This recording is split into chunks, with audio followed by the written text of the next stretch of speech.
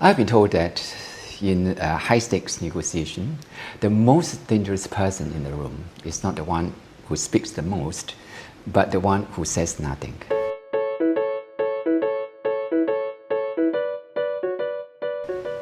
Why is that so? Because when you say nothing, there's a silence. And the silence in this case is not a gap, it's a vacuum. And human nature hates vacuum. They try to fill it up with something.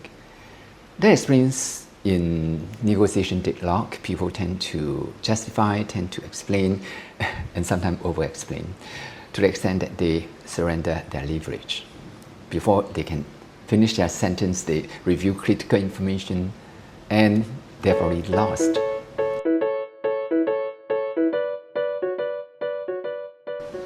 "2,500 years ago, Sun Tzu mastered the art of winning without fighting. What he tells us is that stillness is not passivity. It is a kind of psychological vaccine that can help you to destabilize your opponent. And this is what I'm going to talk about today. How we can use strategic silence to turn the tables, strike a better deal, and master the art of war in the modern negotiation room. Now, let's look at a few principles, and let me begin with the first principle, that is to use silence to control the information flow. Now, in one of the chapters that's known as 9 grounds in the art of war, Sun Tzu says, "On the day of action, close the passes, break the seals, and stop all communication." What he says is that when the war starts, it's so important they have to cut off all diplomatic channels so that people don't know what you have in mind and what you're going to do next. And in negotiation, silence does the same thing. When someone is aggressive, they try to squeeze something out of you.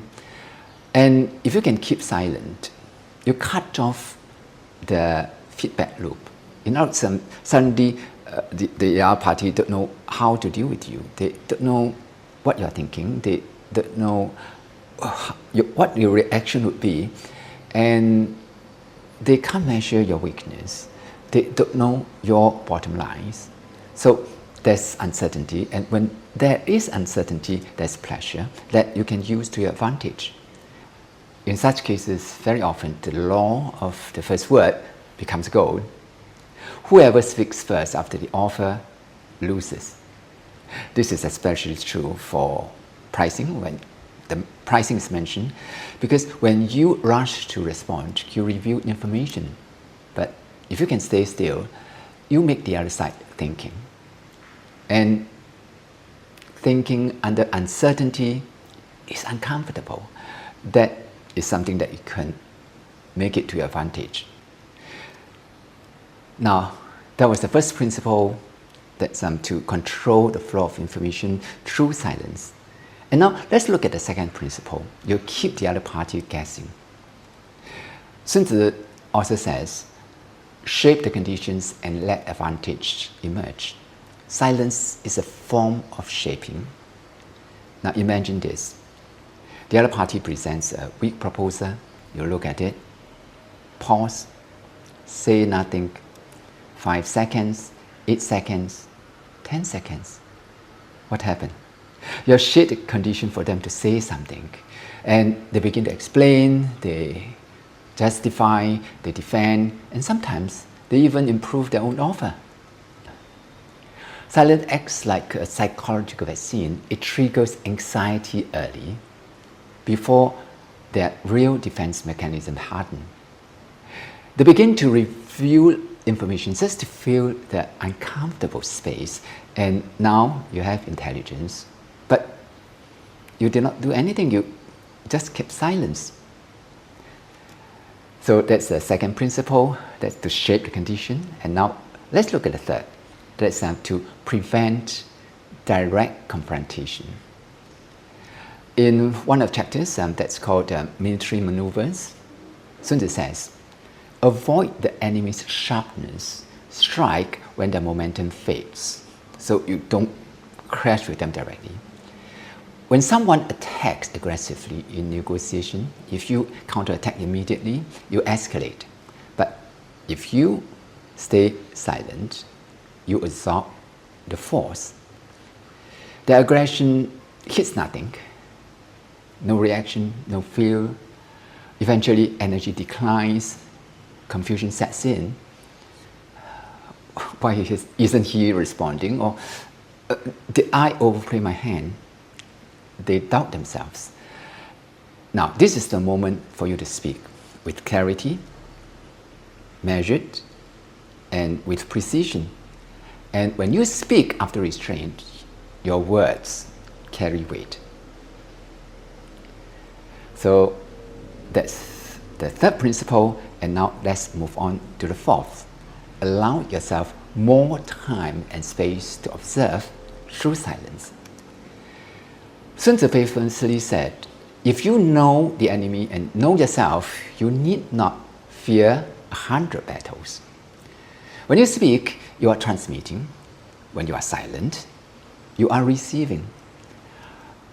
In silence, you can observe a lot of things. Micro-expression, eye movement, vocal tension, breathing shift, defensive body posture. People leak information in silence. Most negotiators miss it because they are too busy talking. And in contrast, the best negotiator listens beyond words. In this case, silence becomes their reconnaissance. So, by using silence, you can, number one, control the information flow. Number two, you can keep the other party guessing, so you shape the condition. And number three, you prevent direct confrontation. And number four, you allow yourself more time and space to observe. So strategic silence is powerful in negotiation. Now, let's put it to work. Just imagine a scenario. For example, after you state your price, you stay silent, let the other party process. That doubt work on them. In Sun Tzu's logic is appear incapable when capable. You hide strengths by revealing nothing. Now, if they apply pressure, then you stay composed, lower the temperature. In this case, Sun Tzu's logic is be as still as water. Let their force meet softness and keep them guessing. And if negotiation stalls, you allow space, pause deliberately. Like what Sun Tzu says, observe carefully for opportunities. What appears to be stagnation may create a shortcut. Bear in mind the power of softness. Silence is the cheapest weapon in negotiation and the most expensive to misuse. Now, Sun Tzu advocates victory without battle. What he says is that the highest form of skill is to subdue without fighting. In negotiation, the person who talks the most usually works the hardest, but don't always get the best results. Very often, the person who masters silence controls the field. Next time you negotiate something important, try this. Make your statement and then say nothing. Let them fight the silence.